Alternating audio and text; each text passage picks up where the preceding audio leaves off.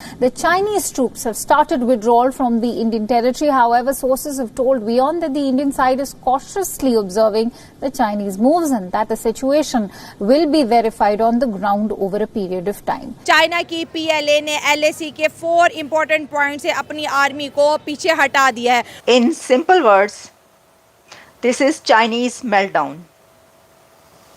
ये Chinese meltdown है.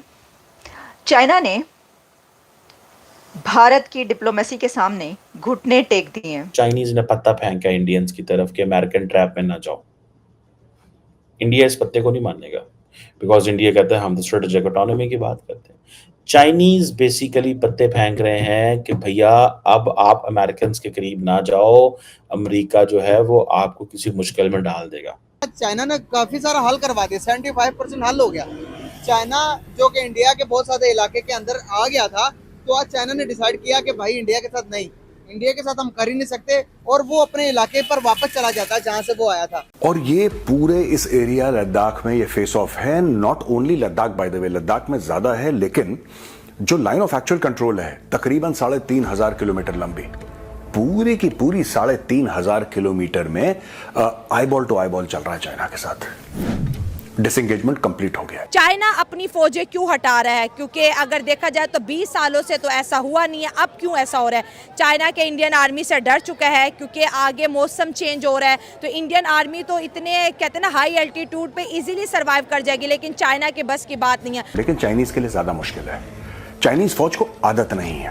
सबसे ज्यादा जो हाइट्स होती हैं उसको हम लोग हाई एल्टीट्यूड बोलते हैं. आप बताइए, अमेरिकन आर्मी है, चाइनीज आर्मी है, कौन सी ऐसी फौज है जो उस लेवल पे इतने लंबे समय तक डिप्लॉयड है? राइट. और चाइना इसी को देखता है और चाइना की पॉलिसी रही है, आज से नहीं बहुत पहले से, ये चाइना की पॉलिसी रही है कि दबाव बनाए रखो.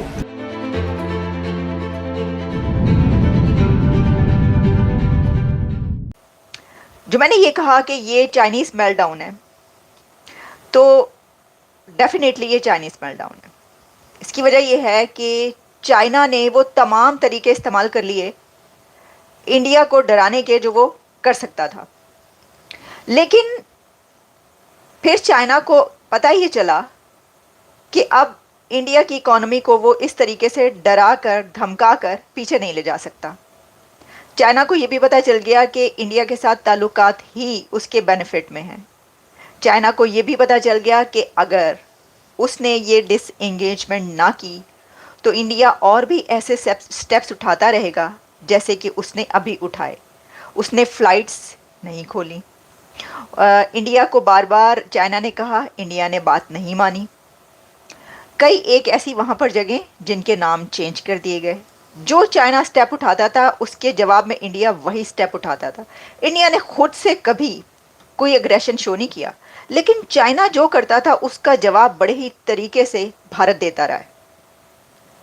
चाइना को ये भी पता चल गया कि उसको अपने बिलियंस ऑफ डॉलर्स की ट्रेड इंडिया के साथ जारी रखनी है. अगर ऐसा नहीं होगा तो उसकी ऐप्स से लेकर और तमाम ऐसी जो वहाँ पर चल रहा है इंडिया में उसका बिजनेस, उसके ऊपर रेस्ट्रिक्शंस लग सकती हैं. चाइना ये भी नहीं चाहता कि उसका बिजनेस इंडिया के साथ ख़राब हो. उसकी जो कोशिशें थी, ये जो सारी हमें जो वहाँ पर हुआ 2020 में गलवान क्लैश और जो भी सिलसिला चलता रहा चाइना और इंडिया के बीच, लद्दाख और जो वो सब, चाइना कोशिश ये कर रहा था कि उसके सामने जो इस वक्त एक बड़ी ताकत आ रही है उस ताकत को वो हरा दे, डरा कर धमका कर इस तरह की चीज़ें करके. और ये चाइना का एक वतीरा रहा है. ये ऐसा नहीं है कि ये पहली बार उसने किया हो. अभी भी ये कैमोफ्लाज है या उसने वाकई ऐसा करके जो है वो दिखाया है या उसको मजबूरन करना पड़ गया है, ये हमें आइंदा आने वाले फ्यूचर में पता चलेगा. लेकिन अभी हम इसी पे रहते हैं. तो चाइना ने वो सब कुछ कर लिया जो वो कर सकता था, लेकिन उसको ये पता चल गया कि नहीं अब ऐसा नहीं हो सकता. अब वो वहाँ पर पहुँच चुके हैं जहाँ पर मेरे ये वाले हरबे काम नहीं आएंगे. और चीन को ये भी पता है कि अगर सिर्फ ये जो एंगेजमेंट थी बॉर्डर्स पर या जो कुछ उसने किया था, अग्रेशन जो भी था, ये थोड़ा आगे बढ़ेगा, जंग होगी, तो सिर्फ भारत का नहीं बल्कि चीन का भी बहुत बड़ा नुकसान होगा. वो ये भी जानता था कि अगर भारत पीछे जाएगा तो वो भी, चीन तो अब भारत से आगे है ना, तो वो तो फिर और पिछले नंबर पर आ जाएगा, वो भी तो आएगा. उसको ये भी पता था. जंग भी उसने फुल फ्लैज कोई जंग भी नहीं करनी थी, लेकिन चीन की जो कोशिशें थी वो ये थी कि ये सब एक्टिविटीज़ करके वो इंडिया को जो है वो उस पॉइंट पर ले जाए जहाँ पे इंडिया कहे कि चलो ठीक है, देखो तुम इस तरह ना करो, चलो हम तुम्हें जो है वो क्या चाहिए बताओ, और हम इस तरफ से हट जाते हैं, हम इनसे अपनी एंगेजमेंट कम कर देते हैं, चले हम जो है रशिया के साथ जो है वो ये कर लेते हैं, चले हम वगैरह वगैरह इस तरह की चीज़ें जो है ना वो थोड़ा सा ज़रा डरा धमका कर। वो चाइना नहीं कर पाया। ये चाइना ने घुटने टेके हैं इंडिया की डिप्लोमेसी के सामने। फौज के सामने घुटने टेकना इतना मुश्किल नहीं होता जितना डिप्लोमेसी अपने सामने मिलिट्री को, किसी मुल्क को, अपने से बड़ी इकॉनमी को घुटने टेकने पर मजबूर कर दे। वो डिप्लोमेसी ज़्यादा बड़ी होती है जंग की निस्बत, बात याद रखिएगा। ये भारत की डिप्लोमेसी है। लेकिन मेरा सवाल ये है कि ये डिप्लोमेसी ब्रिक्स से पहले रशिया में क्यों नज़र आई है? देखिए, ये भी डिप्लोमेसी होती है कि दुनिया ये सोच रही है कि अजीत डोवल मैसेज लेकर पहुंचे हैं नरेंद्र मोदी साहब का कि जी वहाँ पर जो है वो प्रेसिडेंट पुतिन को पहुंचा रहे हैं मैसेज, वो कह रहे हैं हम तो उनका इंतज़ार कर रहे हैं।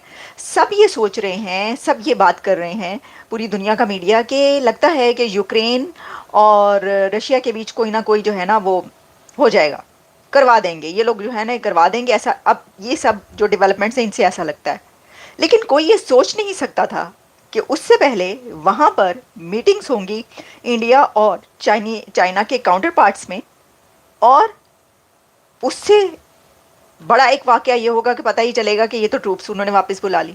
ये होती है डिप्लोमेसी। आपको ये पता ही नहीं है कि वहाँ पे बातचीत क्या चल रही है, आपको ये पता चल रहा है कि वहाँ पर शायद ऐसा कुछ हो कि रशिया और यूक्रेन के बीच जो है वो कोई मामला तय, कोई पीस डील हो जाए, कोई इस तरह की चीज़ हो जाए, वो भी हो सकता है आगे हो जाए। लेकिन ये कोई नहीं सोच रहा था कि ये इतनी बड़ी एंगेजमेंट होगी, ये हो गई। तो कई एक ऐसे वाकयात दुनिया में हिस्ट्री भरी पड़ी है कि बड़े बड़े वाकयात जब होते हैं तो उनसे ऊपर जो है कुछ और दिखाया जा रहा होता है, लेकिन फिर अंदर खाने कुछ और हो जाता है, वो बाद में पता चलता है। और कंट्रीज़ के बीच भी ऐसा होता रहता है। पाकिस्तान की सियासत में और जो भी चलता रहता है उसमें भी ऐसे बहुत से ऐसे इवेंट्स होते हैं जो हो रहे होते हैं, लेकिन अंदर खाने कुछ और हो रहा होता है। उसके बाद जब वो हो जाता है तो फिर वो उसको ज़रा नहीं कहते, ये होता रहता है। लेकिन ऐसा नहीं है कि रशिया और यूक्रेन के बीच डिप्लोमेसी का जो मामला है और जो पीस डील है वो ना हो रही हो सकता है वो भी चल रही हो, लेकिन उसी दौरान हमें ये भी जो है एक बड़ा वहाँ पर नज़र आ गई, डिप्लोमेसी के ज़रिए जो है एक बड़ा काम हो गया। तो क्या इसके अंदर प्रेसिडेंट पुतिन ने भी कोई किरदार अदा किया? ये भी अब सोचने वाली बात है। मतलब सवाल है कि इसकी वजह ये है कि इस वक्त चाइना के रशिया के साथ बहुत अच्छे टर्म्स हैं, बहुत अच्छे रिलेशंस हैं।